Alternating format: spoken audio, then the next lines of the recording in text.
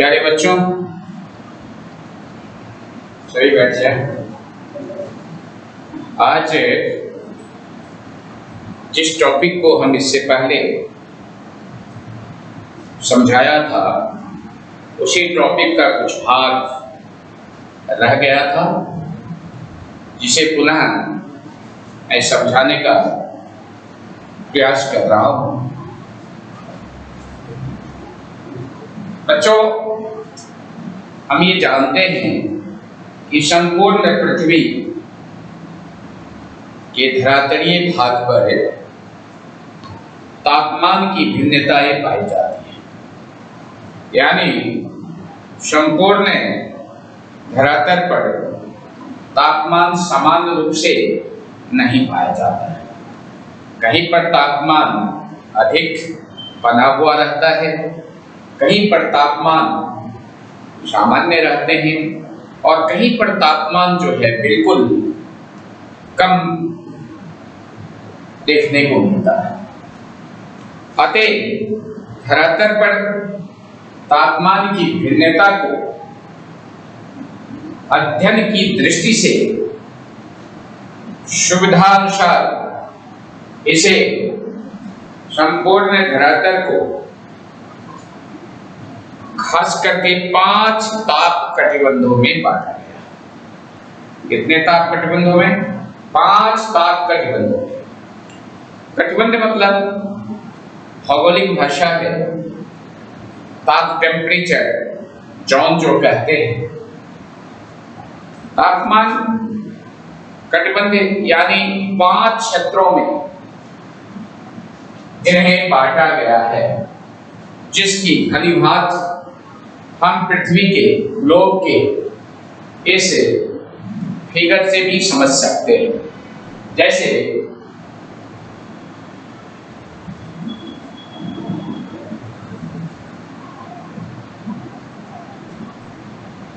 मान लो ये पृथ्वी का नमूना मॉडल ग्लोब है और धरती पर ये धरती वाले संपूर्ण भाग पर सूर्य का प्रकाश समान रूप से नहीं पड़ता है। अतः जहां सूर्य का प्रकाश अधिक पड़ेगा, अधिक समय तक पड़ेगा, निश्चित रूप से वहां पर सौर विकिरण धरातल को अधिक प्राप्त होगा। लेकिन जहां पर सूर्य का प्रकाश जिन धरातलीय भाग पर तिरछा पड़ेगा, निश्चित रूप से वहां पर तापमान कम प्राप्त होगा, क्योंकि इस सौर विकिरण से, तिरछा सौर विकिरण से धरती के बहुत से भागों पर प्रकाश का तिरछापन होना सौर विकिरण के आपस में बट जाने से तापमान जो है वह कम धरती को प्राप्त होता है। कुछ भाग ऐसे भी हैं ग्लोब पर जहां सालों भर तिरछा ही सूर्य का प्रकाश पाते हैं।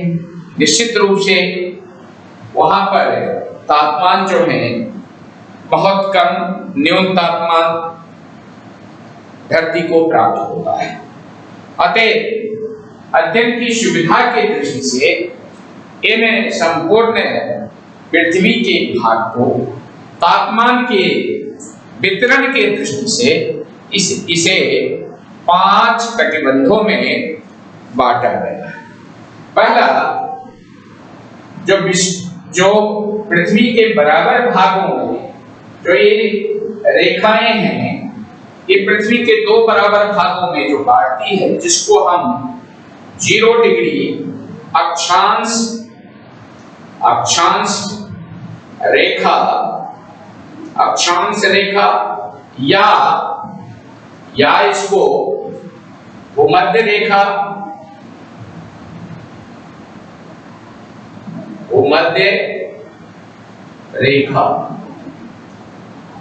या विषुवत रेखा के नाम से जानते हैं। विषुवत रेखा से उत्तर 23.5 डिग्री, ये जो है ये क्या है, 23.5 डिग्री उत्तरी अक्षांश को हम कर्क रेखा क्या कहते हैं, कर्क रेखा। ठीक है, 23.5 डिग्री दक्षिणी अक्षांश जो है इसको हम क्या कहते हैं, मकर रेखा। क्या कहते हैं इसको, मकर रेखा। 66.5 डिग्री, ये जो 66.5 डिग्री है इनको उत्तरी उपध्रुवीय वृत्त कहते हैं, उपध्रुवीय। ठीक उसी प्रकार से दक्षिण में 66.5 डिग्री, ये क्या है, दक्षिणी उप ध्रुवीय वृत्त कहते हैं, उप ध्रुवीय वृत्त। ठीक ये 90 डिग्री, ये 90 डिग्री को हम दक्षिणी क्या कहते हैं, दक्षिणी ध्रुव कहते हैं। क्या कहते हैं, दक्षिणी ध्रुव। और ये जो 90 डिग्री है इसको हम उत्तरी ध्रुव कहते हैं। अब सवाल ये है कि सूर्य का प्रकाश यहाँ कर्क रेखा से मकर रेखा के बीच लंबवत पड़ता है। सूर्य का प्रकाश कर्क और मकर रेखा के बीच लंबवत पड़ता है, जबकि 10 डिग्री अक्षांश उत्तरी अक्षांश से 10 डिग्री दक्षिणी अक्षांश के बीच सूर्य का प्रकाश सदैव ही जो है लंबवत ही पड़ता है, सीधा ही, जिसके कारण यहाँ पर उष्ण यानी उष्ण कटिबंध धरती को अत्यधिक उष्मा प्राप्त होने के कारण, सौर विकिरण अधिक प्राप्त होने के कारण ये सबसे तप्त भाग के रूप में जाना जाता है, गर्म भाग के रूप में जाता है। इस तरह से इसको हम क्या कहते हैं, ये पूरे का पूरे उष्ण कटिबंध के रूप में उष्ण कटिबंध, उष्ण कटिबंध, ये उष्ण कटिबंध है। क्या है, ये कर्क रेखा से मकर रेखा के बीच का भाग जो है वह उष्ण कटिबंध में उष्ण कटिबंध के नाम से जाना जाता है।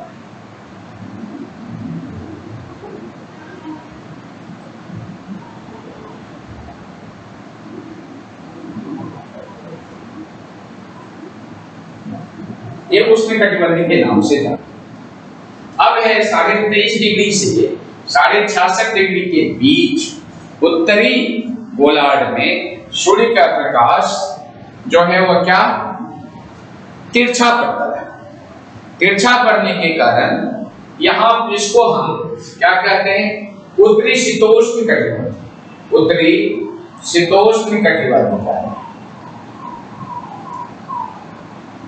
ये उत्तरी शीतोष्ण कटिबंध है, कटिबंध के नाम से जाना जाता है।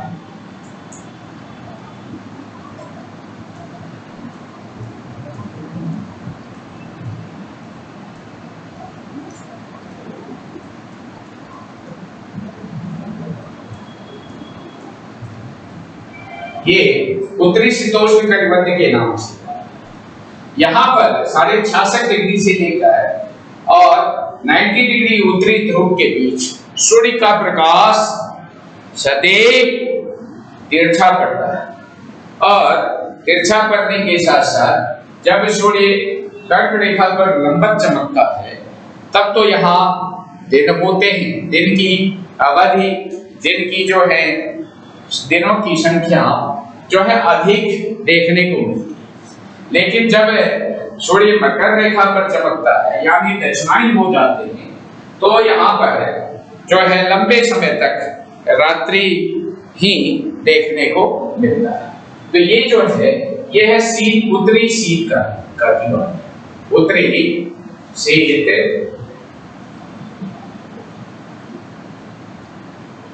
उत्तरी शीत कटिबंध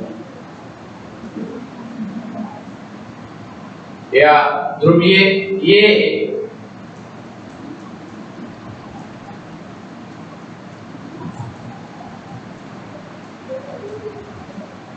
उत्तरी, ठीक उसी प्रकार उत्तरी शीत कटिबंध के नाम से जाना है। अब है ये है दक्षिणी शीतोष्ण कटिबंध, दक्षिणी ठीक उसी प्रकार दक्षिणी शीतोष्ण कटिबंध, दक्षिणी शीतोष्ण कटिबंध। अब इसको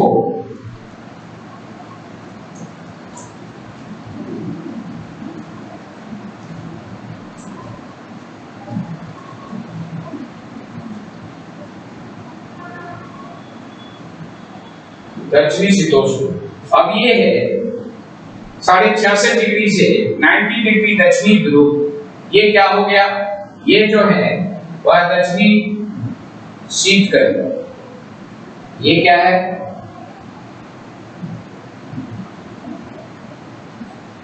शीत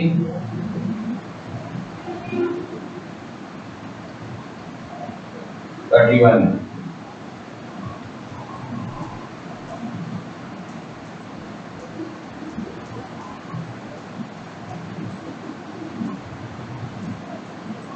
इस तरह से धरातल पर ये 5 कटिबंध हैं। पहला उष्ण कटिबंध, उत्तरी शीतोष्ण कटिबंध, दक्षिणी शीतोष्ण कटिबंध, उत्तरी शीत कटिबंध और दक्षिणी ध्रुवीय शीत कटिबंध। तो इस तरह से धरातल पर ये 5 कटिबंध हैं। कितने कटिबंध हैं? 5, और पांचों की अलग अलग विशेषताएं हैं।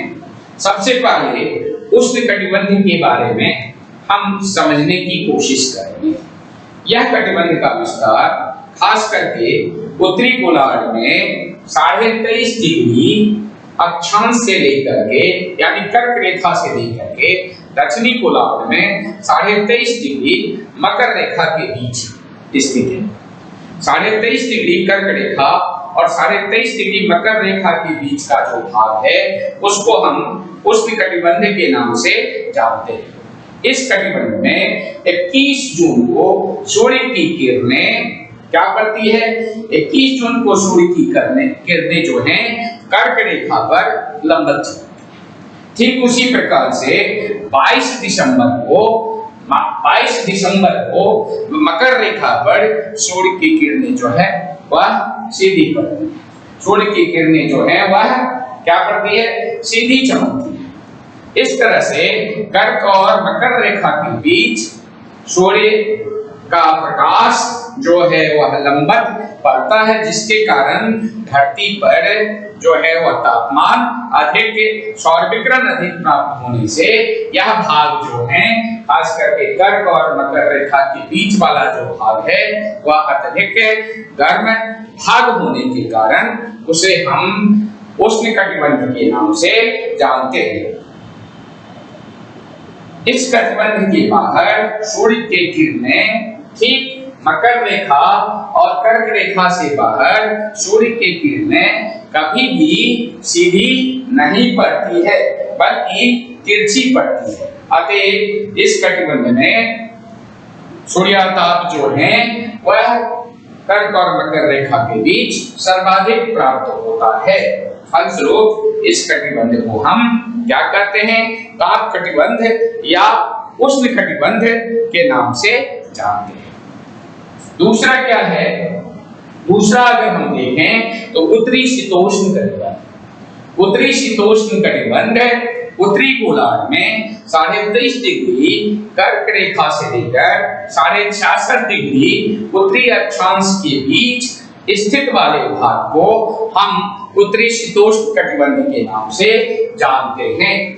जो हम वह 23.5 डिग्री से जो ऊपर की ओर बढ़ते हैं तो सूर्य का प्रकाश जो है तिरछापन होता चला जाता है।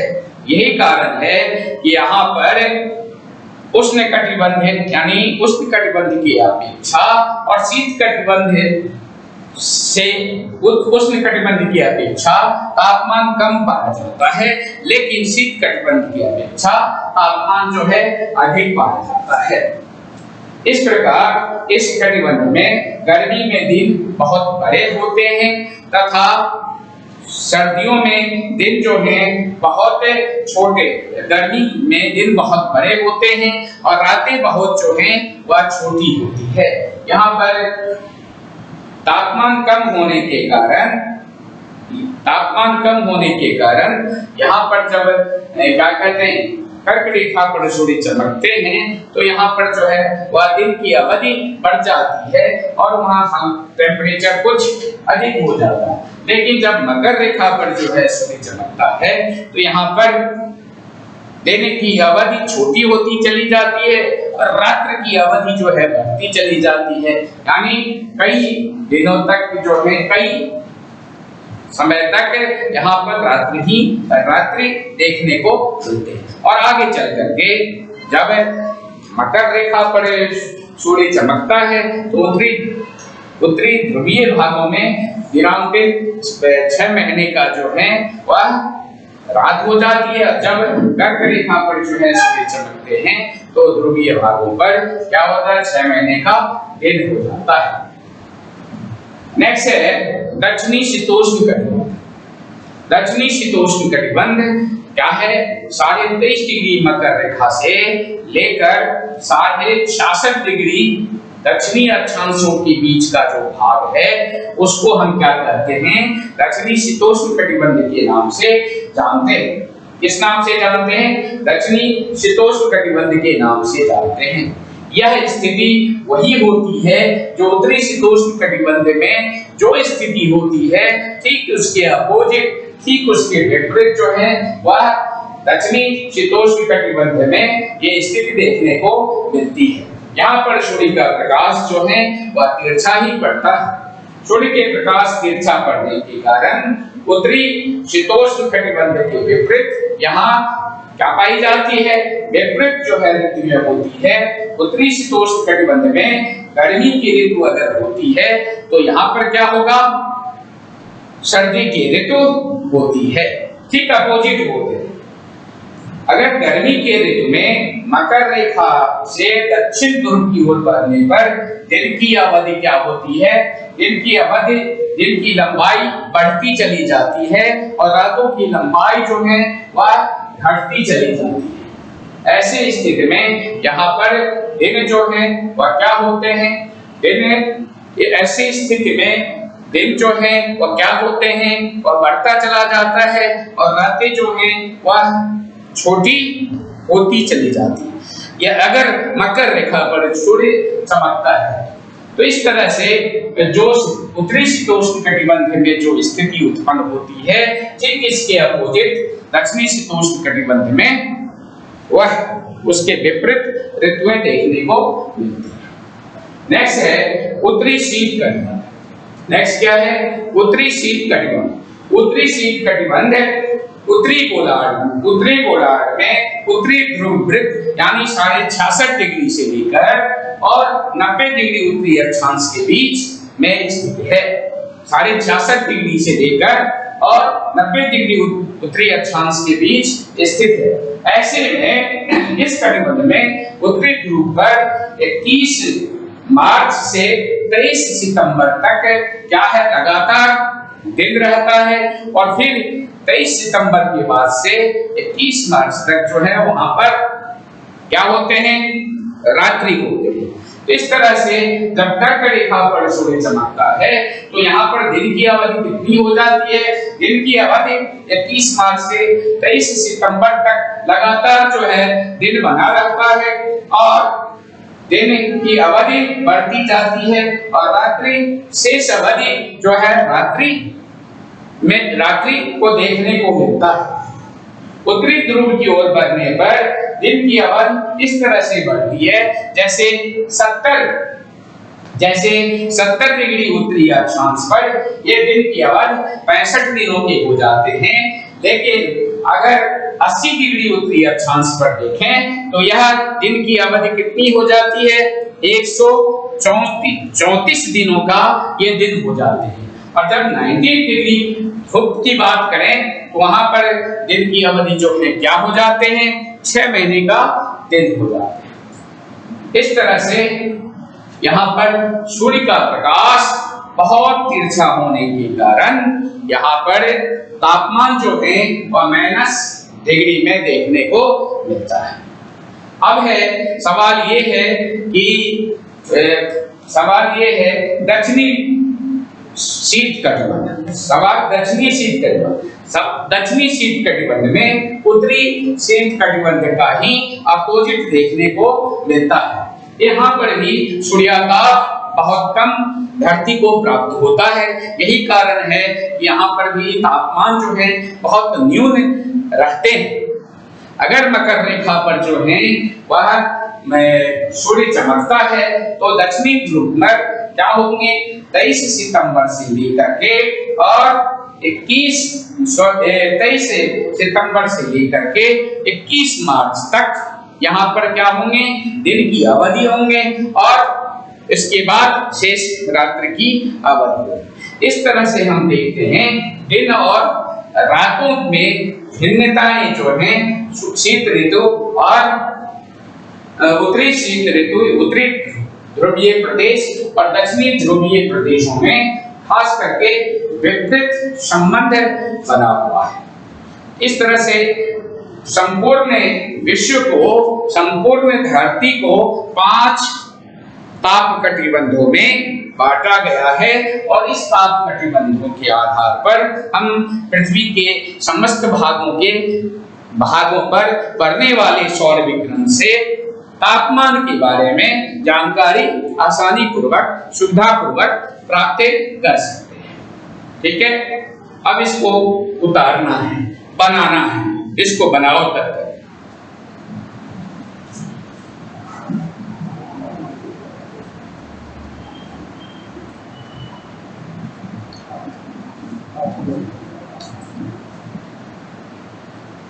अब इसको उतार लो। फिर उसके बाद हम देखते हैं कि तापमान का दैनिक परिवर्तन क्या है।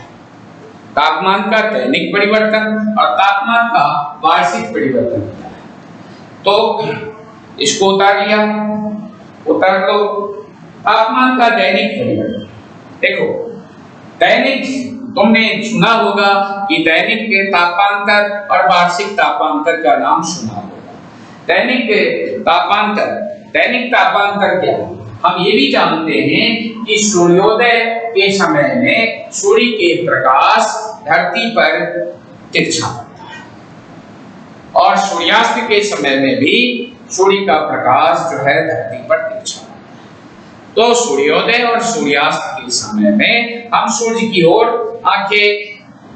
आंखों को उधर ऊपर करके देख सकते हैं।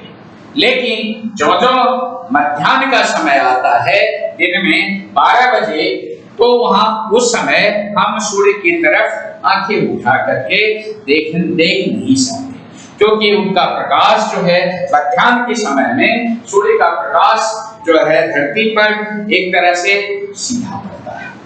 ऐसे स्थिति में धरती पर जो है वह 12 बजे तापमान जो है वह अधिक, 12 बजे से अधिक तापमान प्राप्त होने लगता है। फिर 2 बजे से लेकर के और 4 बजे के बीच में, जब क्योंकि धरती गर्म किससे होते हैं, सौर विकिरण से। जितना धरती गर्म होता है उससे अधिक गर्म जो है और भौमिक विकिरण से होता है। धरती जो है सूर्य के विकिरण से गर्म तो होता है, लेकिन जब ये धरती ठोसीय भाग गर्म हो करके क्या होते हैं, इस गर्म धरती से भी वह ताप जो है वह विसर्जित होते हैं। इस तरह से वह, उसको हम भौमिक विकिरण कहते हैं। फिर इससे जो है ऊष्माएं निकलना शुरू होता है, जो पूरी वायुमंडल उसके लिए अपारदर्शी है।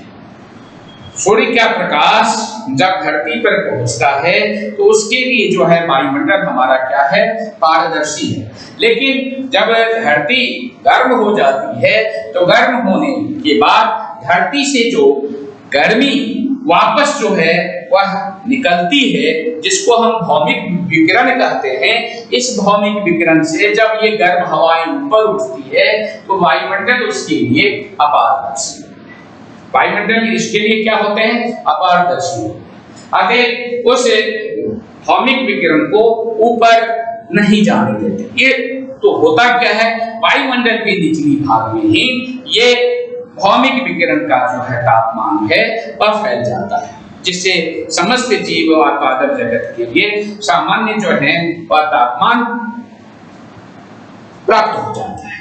हम ये भी जानते हैं कि कम तापमान में कोई भी बीज जो है अंकुरित नहीं होते हैं, और अधिक तापमान में क्या होगा, कोई भी बीज जो है वह आगे अत्यधिक तापमान में वह विकास की ओर नहीं बढ़ेगा। तो इस तरह से 12 बजे जब सूर्य का प्रकाश दिन में अधिक प्राप्त होता है तो 2 बजे से 4 बजे के बीच में वह तापमान जो है धरती पर अधिक देखने को मिलती है। यही कारण है कि दिन का अधिकतम तापमान जो है वह मौसम विभाग के द्वारा 2 बजे से 4 बजे का जो तापमान होता है उसी तापमान का दिन का अधिकतम तापमान को लिया जाता है।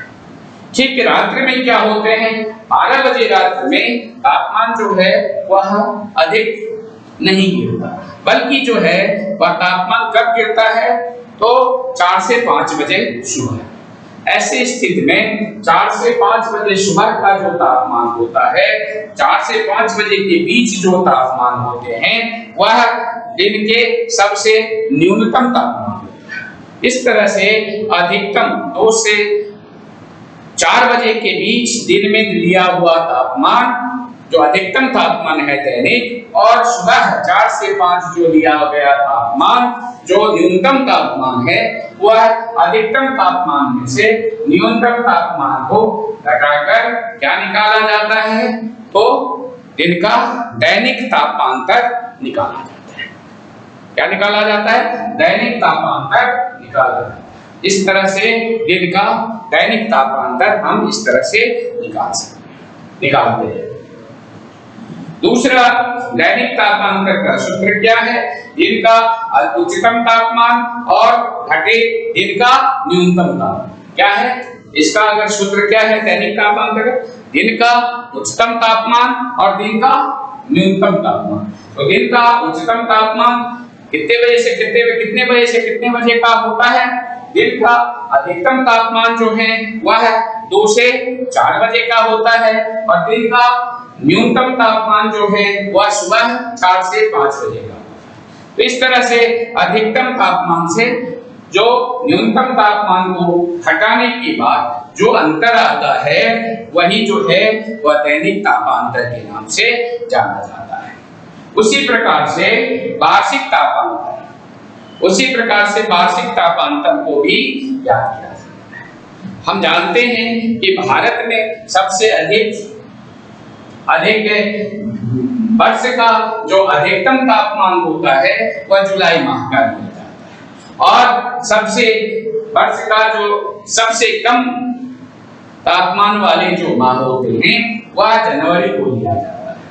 तो जनवरी के जो रोज का जो तापमान है औसत तापमान, और फिर उसके बाद क्या कहते हैं जुलाई का प्रतिदिन का तापमान, दोनों के तापमान को जुलाई के तापमान को पूरा जोड़ दिया जाता है और जनवरी के तापमान को जोड़ दिया जाता है, और फिर जो है अधिकतम तापमान जुलाई के जो तापमान का योग होता है उसके जनवरी के जो अधिकतम जो तापमान का योग होता है दोनों को घटा करके वार्षिक तापांतर निकाला जाता है। क्या निकाला जाता है, वार्षिक तापांतर निकाला जाता है। इस तरह से हम देखते हैं कि ताप कटिबंध से दिन और दैनिक तापांतर और वार्षिक तापांतर को आसानी पूर्वक हम निकाल देते हैं। दूसरा है वार्षिक तापांतर कई बातों पर निर्भर, जैसे भूमध्य रेखा से 10 डिग्री उत्तरी अक्षांश से लेकर 10 डिग्री दक्षिणी अक्षांशों के मध्य सूर्य की किरणें जो हैं वह सीधी पड़ती है, अपेक्षाकृत बहुत सीधी पड़ती है। इस भाग में साल भर एक जैसे जो हैं वह क्या करते हैं, तापमान मिलने के कारण वहां पर वार्षिक तापांतर जो है कम देखने को मिलते हैं। यानी 10 डिग्री उत्तरी अक्षांश से लेकर 10 डिग्री दक्षिणी अक्षांश के बीच सूर्य का तापमान जो है वह सालों भर उच्च बना रहता है। अतः उच्च बना रहने के कारण वहां पर वार्षिक तापांतर जो है वह बहुत कम देखने को मिलते हैं। दूसरी बात है, उस कटिबंध में कर्क रेखा और मकर रेखा के बीच प्रत्येक जो है स्थान पर साल में दो बार सूर्य की किरणें सीधी पड़ती है और उसके बाद कभी भी सीधी नहीं पड़ती है, यानी तिरछी पड़ती है, जिसके कारण वार्षिक तापांतर जो है अधिक नहीं होता है। तीसरा क्या है, तीसरा अगर हम पॉइंट देखें तो शीतोष्ण कटिबंध एवं शीत कटिबंध में वार्षिक तापांतर अधिक बात है। शीत कटिबंध, शीतोष्ण कटिबंध और शीत कटिबंधों के बीच जो वार्षिक तापांतर है वह अधिक बात है। नेक्स्ट अगर हम देखें तो महाद्वीप के भीतरी भागों में तटवर्ती भागों के, समुद्र तटीय भागों की तुलना में वार्षिक तापांतर जो अधिक होते हैं, जबकि समुद्र तटीय भागों में वार्षिक तापांतर जो है उस महाद्वीपीय आंतरिक भाग की अपेक्षा कम देखने को मिलते हैं। दक्षिणी गोलार्ध में महासागरीय जो है प्रभाव के कारण वार्षिक तापांतर जो है वह कम देखने को मिलता है, जबकि उत्तरी गोलार्ध में महाद्वीपों के अधिक भाग होने के कारण और उन महाद्वीपों में खास करके उच्चावच्छ की भिन्नता होने के कारण वहां पर वार्षिक तापांतर जो है वह अधिक देखने को मिलता है। इस तरह से हम ताप कटिबंध को बारीकी से समझने की कोशिश की है। ये यूनिट जो है वह कुल मिलाकर के समाप्त हो गया। बच्चों इसको फिर से एक बार जो है अध्ययन करना है, घर पे किताब इस यूनिट को पढ़ना है और फिर भी अगर इससे संबंधित कोई समस्याएं आती है तो बेझिझक जो है पूछना चाहिए और हम कोशिश करेंगे कि आपकी इन समस्याओं को समाधान करने का हर समय जो है प्रयास करेंगे। ठीक है, धन्यवाद।